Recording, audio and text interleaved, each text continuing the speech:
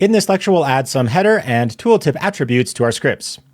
The more broad and comprehensive our project gets, creating more and more lines of code, the more and more it can be important to organize our code from top to bottom. Let's actually go ahead and open up our level generator class as an example. Scrolling down to our change chunk moves speed function, we've introduced a couple, relatively small bugs. We're modifying our physics.gravity property, even though we might not necessarily be changing our move speed. We have a min move speed, but we don't actually have a max move speed. We should probably introduce some sort of min and max gravity settings as well. Well, let's go ahead and create those values as serialized floats up top, meaning we're going to need 3 more floats. So let's just duplicate this line 3 more times. Just like we have a min move speed, we're going to need a max move speed. We're also going to need some sort of min gravity setting for our z value. So I'll just call that my min gravity z, which means we're also going to need a max gravity z value.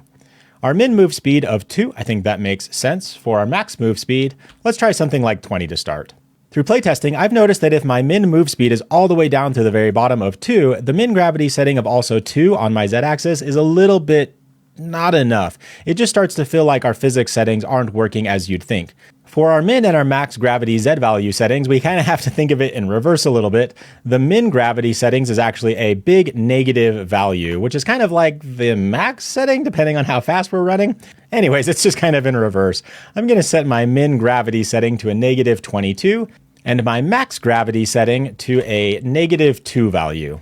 But as you can see, we've got now, I don't know what this is, about 10 different serialized fields with a lot of different references and floats and integers. It's starting to look a little bit messy. So you might think we could actually just organize it with some comments. You could do something like references, and then maybe down below just start to organize our fields like this.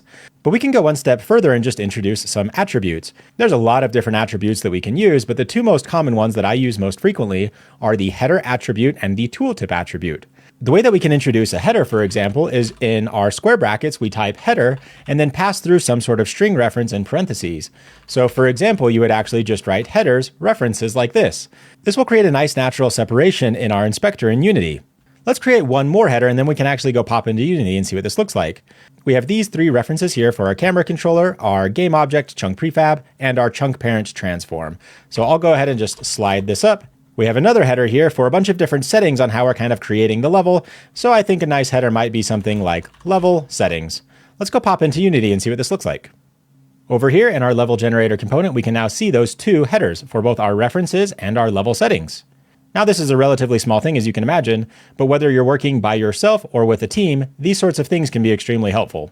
Let's go pop back in and add a specific kind of tooltip. Now, if you've known me for more than a second, I'm pretty explicit with my naming convention. However, sometimes it can be helpful to add a little bit of an additional tooltip. I think most of these are actually pretty explicit, for example, but you might actually have a game designer come in and say, I wonder what chunk length changes. Change this to a value of something like 20, and then it's actually going to mess up some of our code. So it might be helpful if we introduced a tooltip. Well, you can do that by once again just creating some square brackets, typing tooltip, and then just once again passing through a string reference.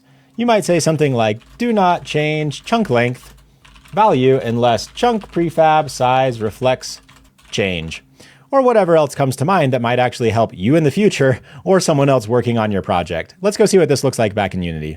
Now over here in our level generated component, if you actually scroll over our chunk length, we get this nice little tooltip that says, do not change chunk length unless yada, yada, yada. Nice, let's pop back into our level generator class. Because C# ignores white space, you could actually technically write these side by side. So you might do something like tooltip for your starting chunk amount, and you could of course just say something like the amount of chunks we start with. You could put these 2 side by side and this would work just fine. However, I kind of tend to prefer separate lines like this. However, both works just fine. If you pop over to the Unity documentation, there's a list of all the other attributes that you can use, and some of these you might actually recognize. Well, here's the tooltip attribute, here's the serialized field attribute, and there's a lot more that you can explore. I'll go ahead and make sure I leave the link to this documentation in the resources down below, which will introduce you to this lecture's challenge.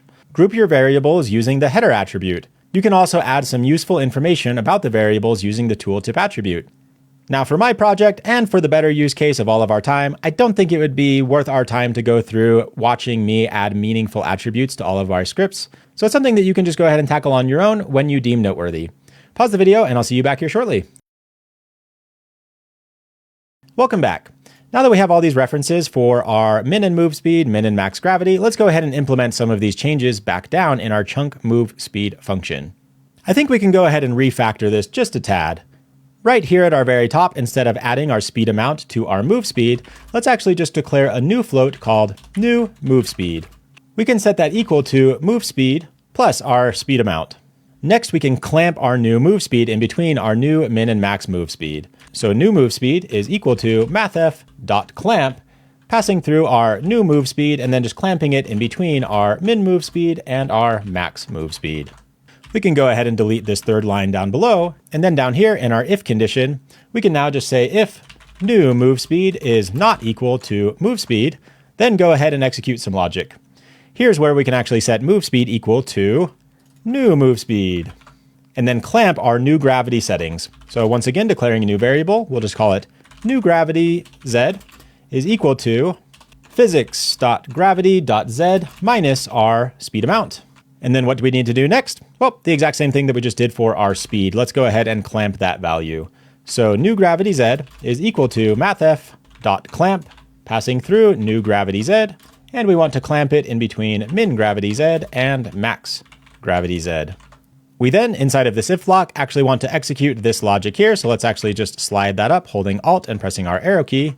We just want to use this new gravity z value. So I'll go ahead and replace this here and just copy that in. Lastly, we actually only want to change our camera's FO view if this if condition is met. So once again, we can just actually slide this into our if block. Nice, I think that looks pretty good. Nothing too complicated there, but let's go test that out back in Unity to make sure everything is working as intended. Yeah, I think that's already feeling a lot better using those min and max move speed values. That's all I wanted to cover for now in this lecture. When you're ready to move on, I'll see you in the next one.